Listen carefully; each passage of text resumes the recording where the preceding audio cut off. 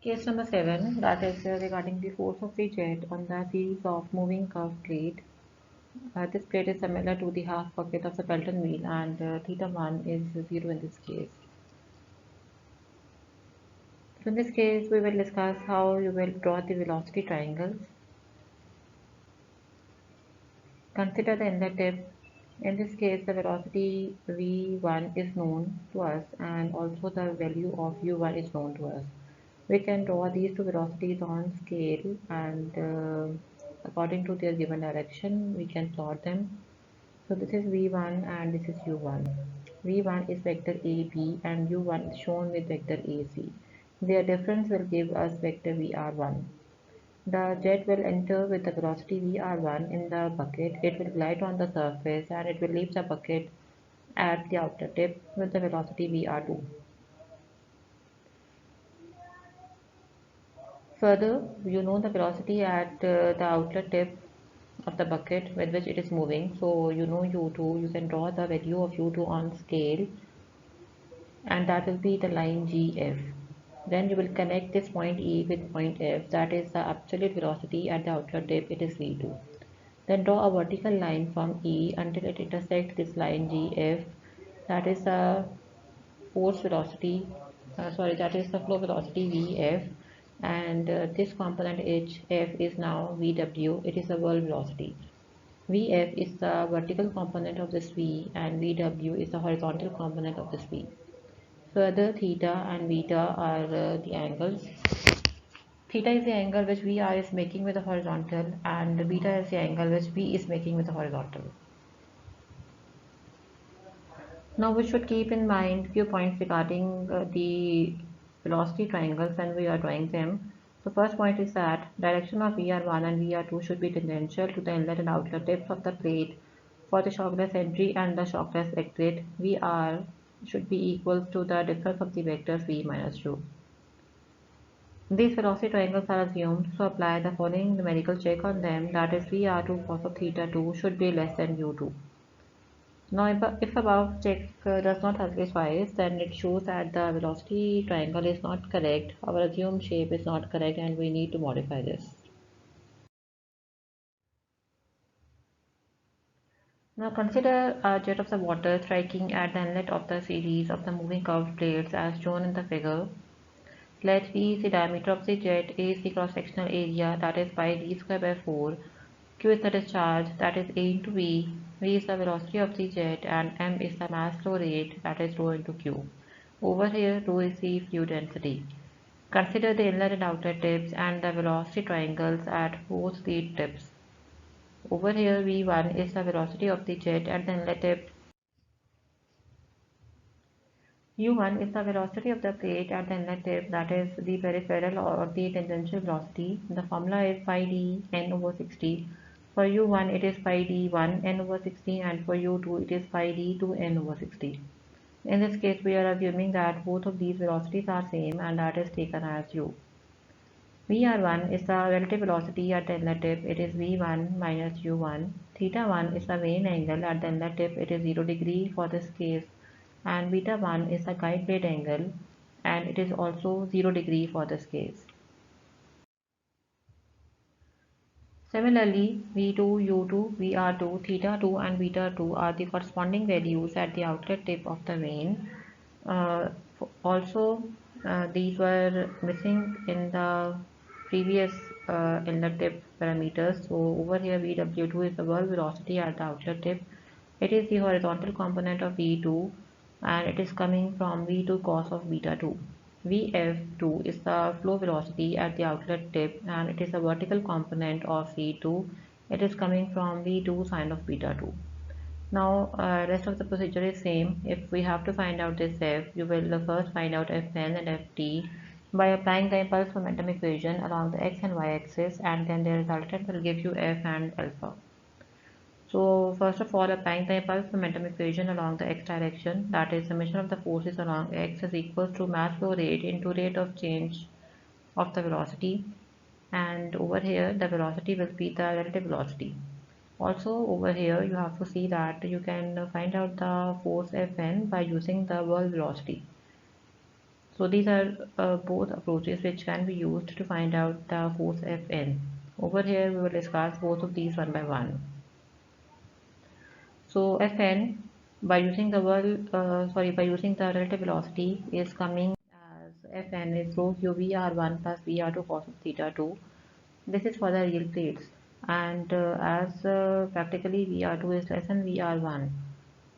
But if we are considering the ideal case, in that case Vr1 and Vr2 both will be taken as equal to Vr, and that will be Fn is rho q Vr or V minus u into 1 plus cos of theta 2.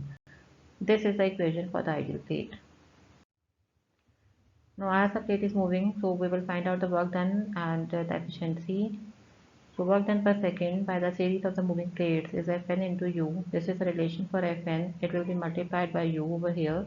Then we will convert this power into the equivalent head by dividing this power by gamma into q, and this is the relation for the output power in terms of the head.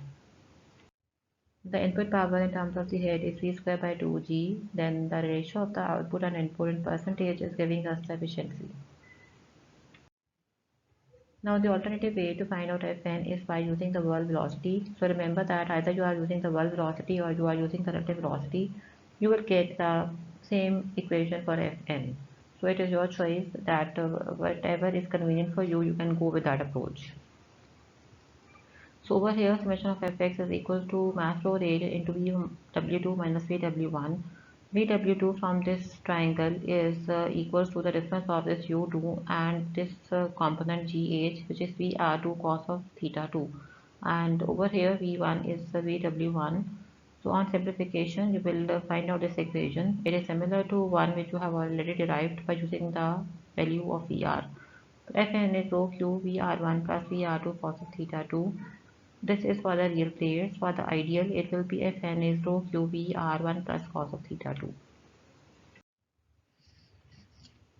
Now, while using the change in the whirl velocity concept, you must check the velocity triangle at the outlet tip. Numerically, if your Vr2 cos of theta 2 is less than u2, then your assumed shape of the triangle is correct.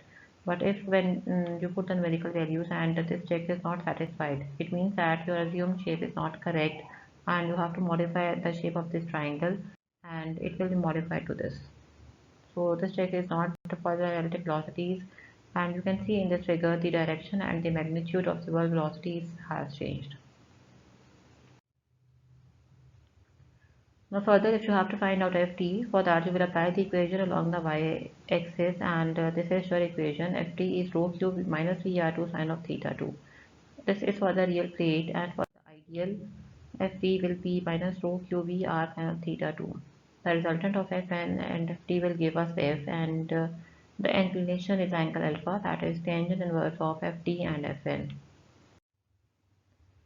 Now this is a numerical problem. This is problem number 15 from Douglas, and in the last case we have discussed its first case, uh, and the second case is regarding the condition where the plate is moving. Okay, so part A is relevant to case number 6, and part number B of this numerical is relevant to case number 7.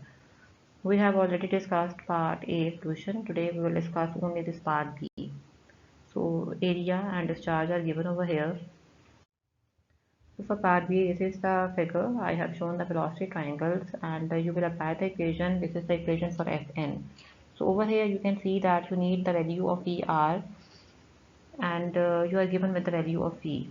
So Vr1 will be V1 minus U1. It is coming to be 10.5 meter per second. You are not given with any idea about the frictional losses on the plate. So you can take Vr1 and Vr2 both equal, and it is 10.5 meter per second. So for the ideal case, this is the equation, and this is the value of force. You are converting this force into power, and it is this much watt. Then this is the equivalent head. It is the output power in terms of the head, and the input power in terms of the head is this 22.47 meter. The ratio of the input and output will give us the efficiency, and in this case it is coming to be approximately 75%. So in this case, we can also see that the efficiency is directly relevant to value of Fn, and Fn is dependent upon the angle theta. So if we reduce angle theta, we can increase the value of Fn, and automatically the efficiency will also increase. Now case number 8, that is regarding the force of the jet on the series of the moving curved plate, and over here theta 1 is not 0. This bucket is similar to the bucket of turbo turbine which we have discussed in case number 5. So over here all the remaining parameters are same. The velocity triangle at the outlet is also same, and the procedure for the inlet tip triangle is also same, but you can see that over here you are having a defined triangle pattern as compared to case number 7. In case number 7 your triangle is basically reduced to the lines because angle theta 1 is put as 0, but over here it is not the condition, so you can see the general triangular pattern over here. So again over here vector v1 is known to you and u1 is known to you. You will plot them on scale. This is angle beta 1. It is known to you at which angle you are having the absolute velocity v1. So these two are known to you. Their difference will give you vr1. Further, vw1 is the horizontal component of this v1 and vf1 is the vertical component of this v1. The angle of this vr with horizontal is theta 1, and the outlet velocity triangle is drawn on the same pattern. All the parameters are same and the procedure is again same. You have to find out Fn, Ft, and then you will find out F. For Fn you will apply the equation along the x-axis. You can either use the relative velocity concept or you can use the bulk velocity. So over here I have shown the solution only with the relative velocity, but you can do it with the bulk velocity as well and the relationship will come same.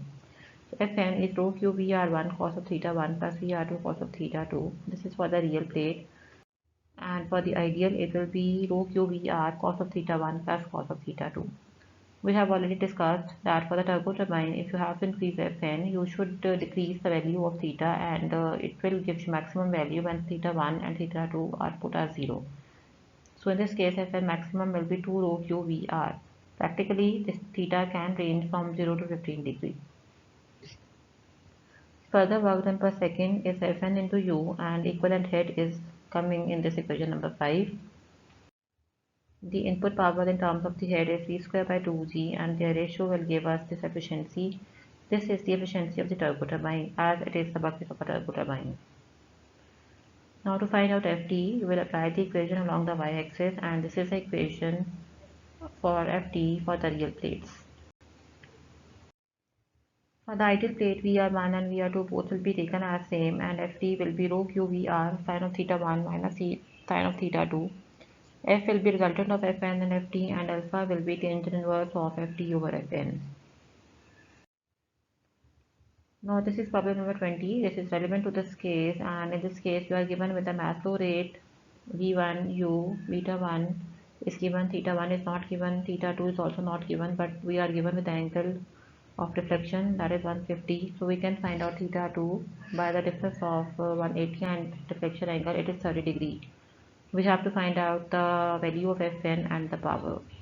Now in this case we are given with the frictional losses. It is mentioned that Vr2 is 80% of Vr1. So as this is the case of the moving plate, we have to use the value of Vr, not V. So in this case the first step is to find out the missing parameters. We have to find out Vr1 and theta 1, and for that we can consider the triangles at the inlet tip. So Vr1 is basically the resultant of this vector CD and Vf1. So CD will be coming from the difference of Vw1 and this u1. Vw1 is the vertical component of this V, so that is V1 cos theta 1. Vw1 minus u1 is coming to be 10.65 meter per second. Vf1 is the vertical component of this V1, that is V1 sin of beta 1, and Vr is resultant of these two vectors. It is coming to be 15 meters per second. Further, theta 1 is tangent inverse of Vf1 over this vector CD, so it is coming to be 44.6 degree.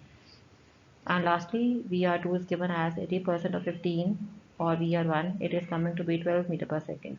To find out Fn by applying the equation along the x-axis, it is this much Newton. Power is Fn into U, work done per weight is P over gamma Q. This is the output power in terms of the head. Input power in terms of the head is this V square by 2G, and efficiency is the ratio of these two in percentage. So case number 9 and case number 10, the last two cases of this chapter are basically on the closed conduit, and these are different from the first 8 cases in the sense that in the first 8 cases we have considered an open force system where jet was moving under the atmospheric condition, so it was not having any atmospheric pressure, so it was not having any pressure force, it was only having the velocity. But in this case, as we are dealing with a closed conduit, so the fluid will also have the pressure force. So that is the difference between the rest of the cases and the last two cases. So the first case regarding this setting is the case number 9, that is force on a reducer or a diffuser. It is a plumbing fitting which is required to change the diameter of the pipeline gradually. So if you see, the plumbing fitting is fitted between section 1 and section 2.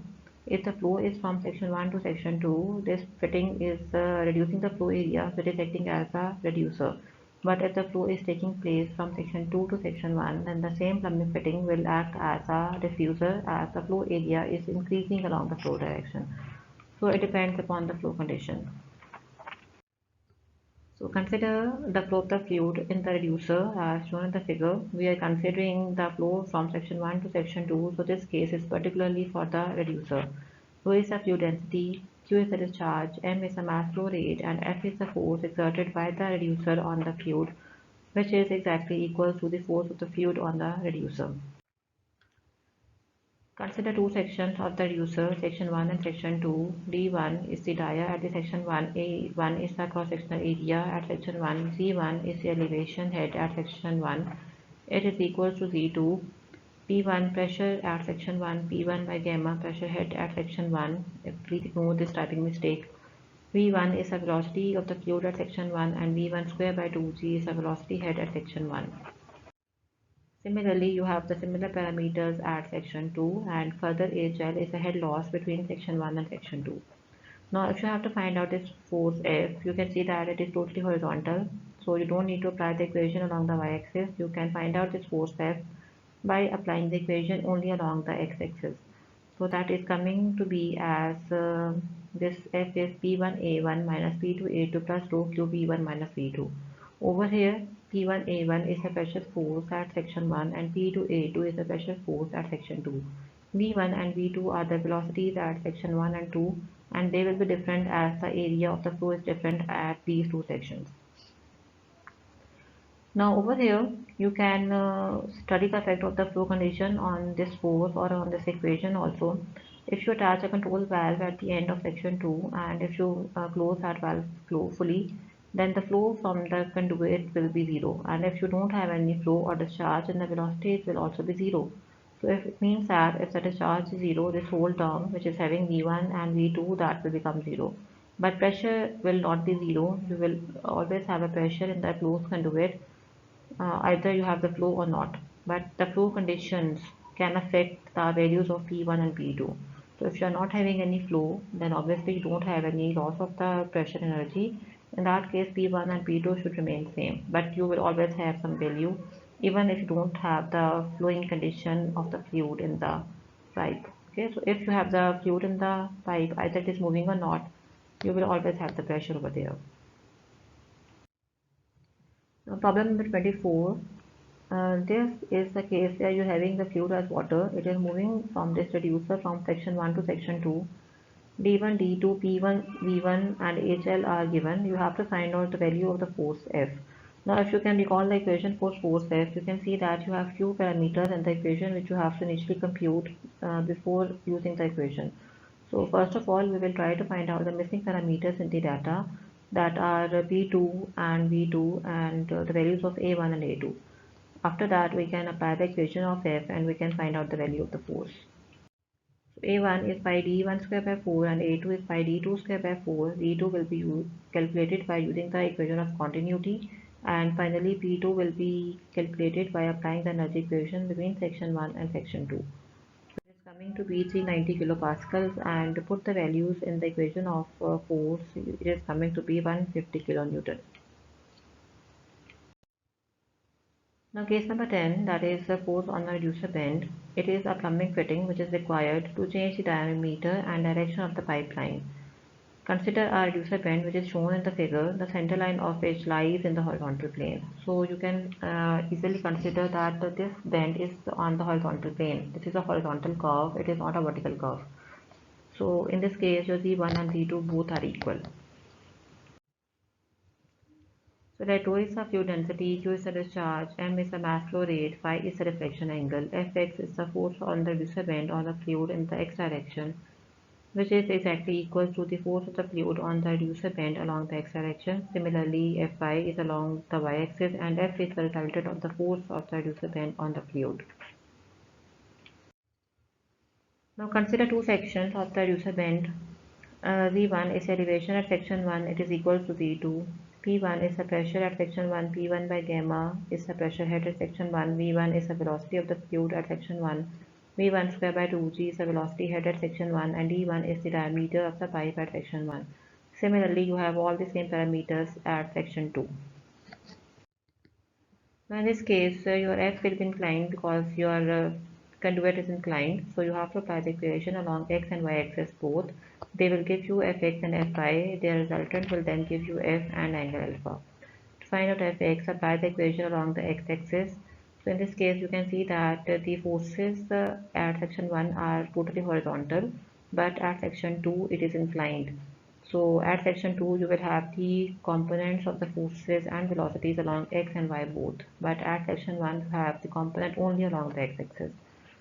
So if you see, this is the deflection angle. Your horizontal axis is inclined at this angle phi. So the component of this V and V2A2 at section 2 will be coming by the cos of this angle phi. So this is what is done over here.